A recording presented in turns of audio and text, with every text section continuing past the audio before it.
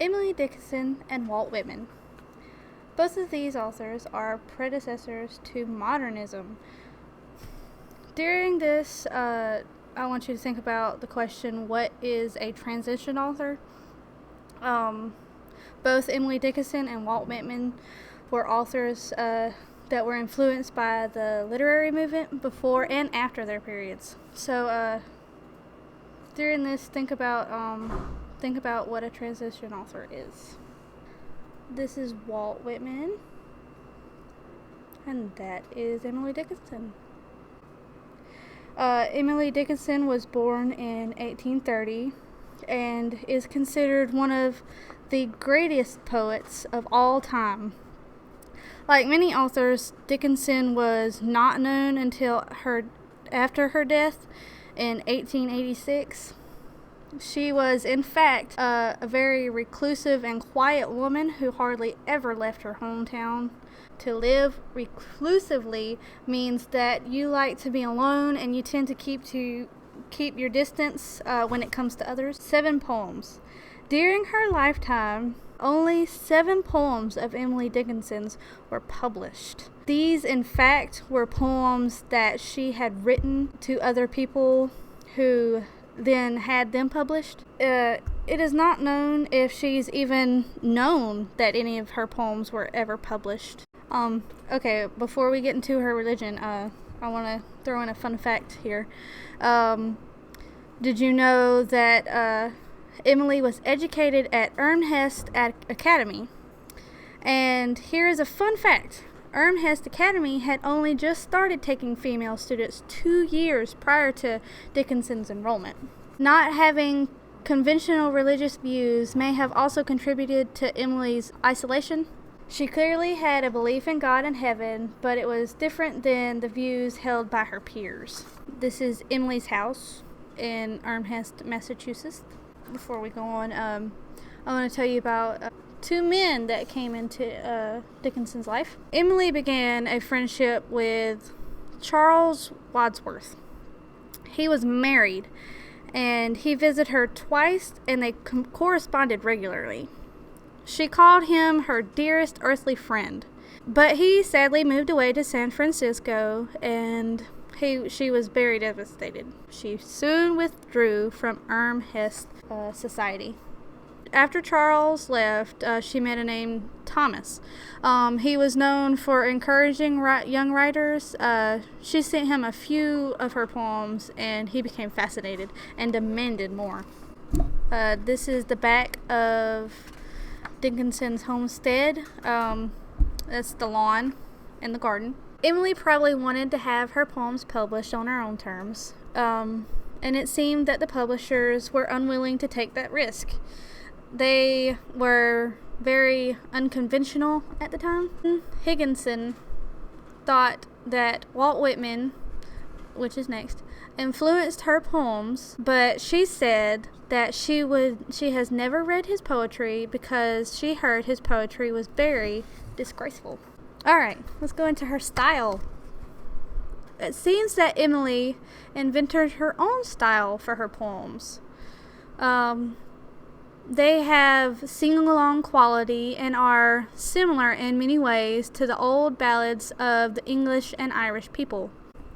They often alternate between iambic tetrameter and iambic trimeter. The ballad stanza is ABCB rhyme scheme. The use of slant rhyme, irregular punctuation, and capitulation, etc. Her letters to the world. Without a publisher, Emily kept on writing her poetry privately. In one poem, she calls them My Letters to the World, which never wrote to me. She tied them up in little blue ribbons and hid them away in drawers and boxes. Emily had passed away in the year of 1886. And her sister Lavina was in charge of Emily's estate, which means she basically over time found all of Emily's poems and writings and was very surprised. At first, Lavina went through the boxes and dressers and found about 900 poems. But she kept finding even more. Eventually, the total swelled over to about 1,800 poems. Not all of them were published until 1955, nearly 70 years after Emily's death. Emily's legacy. Emily Dickinson is now considered one of the greatest American poets. Moreover, she is America's first major female poet and one of the first major female writers in all of Western literature. Her letters to the world have finally found their audience. If Emily Dickinson is one of America's greatest poets, she has to share the spotlight with Walt Whitman. He almost single-handedly invented the free verse, the poetry of no rhyme and rhyme that has dominated the last century. Whitman may have changed the course of poetry more than any other person. Walt Whitman was born in 1819, halfway between the American Revolution and the American Civil War. In 1855, when Whitman published his first edition of poetry, America had changed dramatically. Whitman's poetry seemed to speak for all of the United States. Whitman believed America was a great melting pot. In order to understand Whitman's poetry, we need to discuss his themes first. They were transcendent power of love, brotherhood, and comradeship, imaginative projection into others' lives, optimistic faith in democracy and equality, and brief and regenerative and illustrative power of nature and its value as a teacher. You will not need the last quote.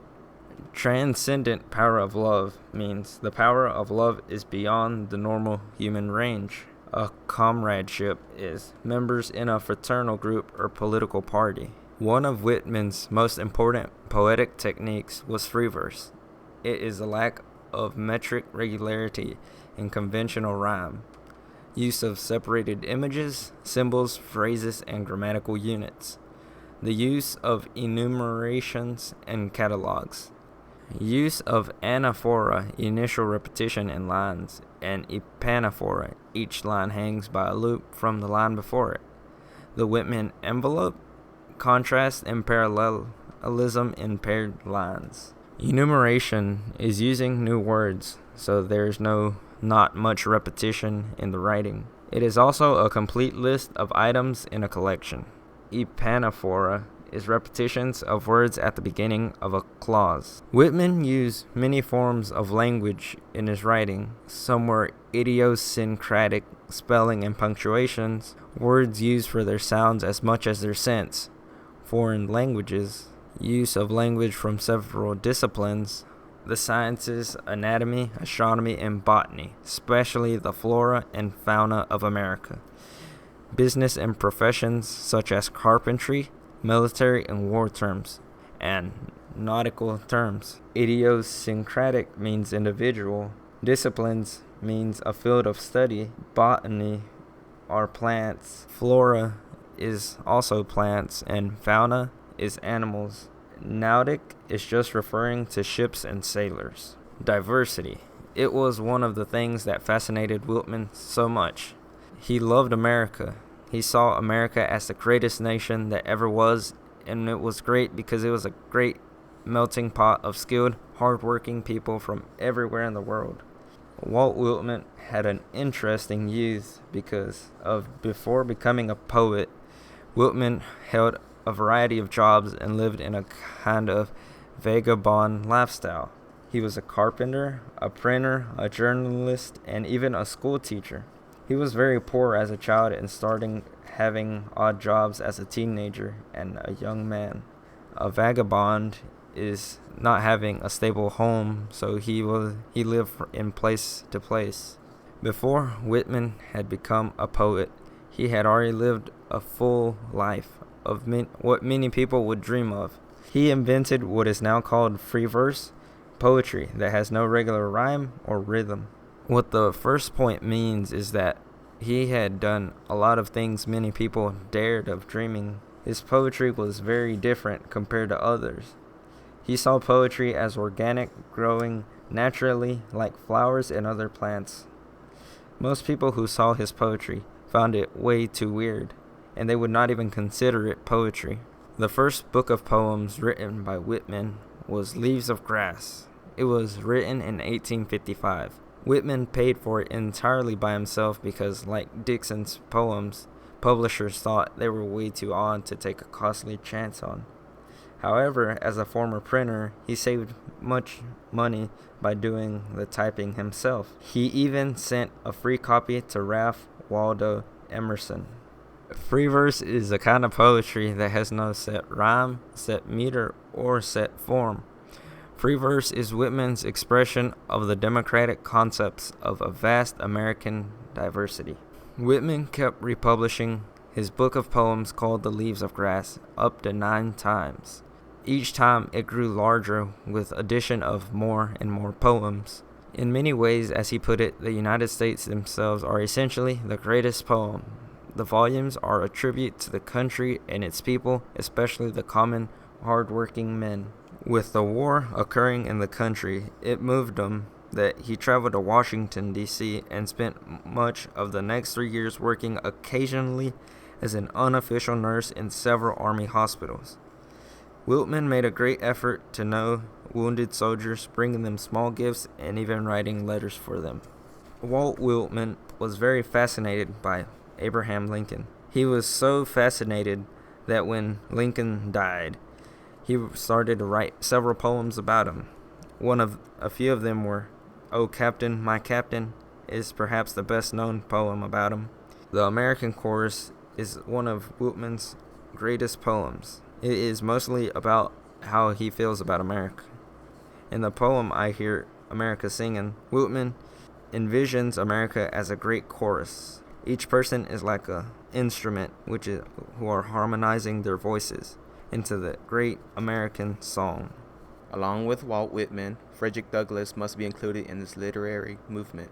Douglass was an avid abolitionist. Frederick Douglass was born a slave in Talbot County, Maryland, sometime between 1860 and 1818. He was separated from his mother, Harriet Bailey, when he was still an infant. She died when Douglass was about 7. When Douglass was 12, his owner's wife broke the law by teaching him some letters of the alphabet. If you don't know already, it was illegal to teach the slaves because basically knowledge was power, and also because slave codes restricted it. Douglass learned to read from the white children in the neighborhood in which he lived, by observing these writings of the men with whom he worked. When his owner discovered he could read, he strongly disapproved, saying that if slave learned to read, he would become dissatisfied with his condition and desire freedom. At age 15, Frederick Douglass was sent to a poor farmer who had reputation as a slave breaker, where Douglass was with regularly. Slave breakers were owners who destroyed the will of unruly slaves. Douglass successfully escaped slavery on September 3, 1838, boarding a train to Maryland, dressed in a sailor's uniform and carrying identification papers provided by a free black seaman. His escape to freedom eventually led him to New York, the entire journey taking less than 24 hours. Douglass officially won his freedom when British sympathizers paid the slave owner who illegally still owed him. Douglass joined various organizations, including a black church, and regularly attended abolitionist meetings. Douglass was inspired by William Lloyd Garrison, an abolitionist and publisher of the Liberty, an abolitionist newspaper. Douglass heard Garrison speak at a meeting of Anti-Slavery Society. Douglass was unexpectedly asked to speak out at one of these meetings, where he told his story and was encouraged to become an anti-slavery lecturer. He, at this time, was 24 years old.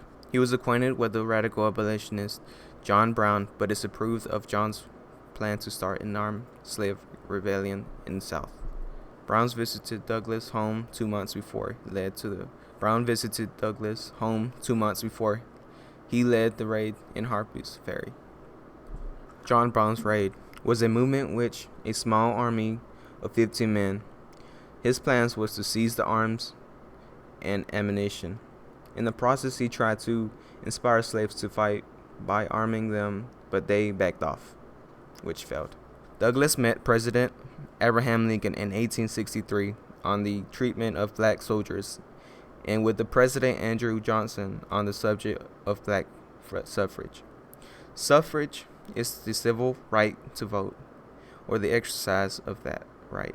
Douglas also wanted equality for his people as well. He and Lincoln worked together, providing plans to move liberated slaves out of the South once the war was over. At Abraham Lincoln's memorial service, Douglas was in the audience. Douglas was asked by the people to stand up and speak. With no preparation, he gave a fantastic tribute to the president, for which he received much respect. The crowd gave him a standing ovation. In 1868, Douglas supported the presidential campaign of Ulysses S. Grant. The Klan Act was signed into law by President Grant. Under Grant's leadership, over 5,000 arrests were made, and the Ku Klux Klan was dealt a serious blow. Grant's determination in disrupting the Klan made him unpopular among many whites, but Frederick Douglass praised him. After everything that happened, Douglass had 5 children. Douglass was an ordained minister. His wife, Anna Marie Douglass, died in 1882. In 1884, Douglass married Helen Pitts, a white feminist from New York. Frederick Douglass died of a massive heart attack or stroke in his adopted hometown of Washington, D.C. He is now buried in Mount Hope Cemetery in Rochester, New York, to rest in peace.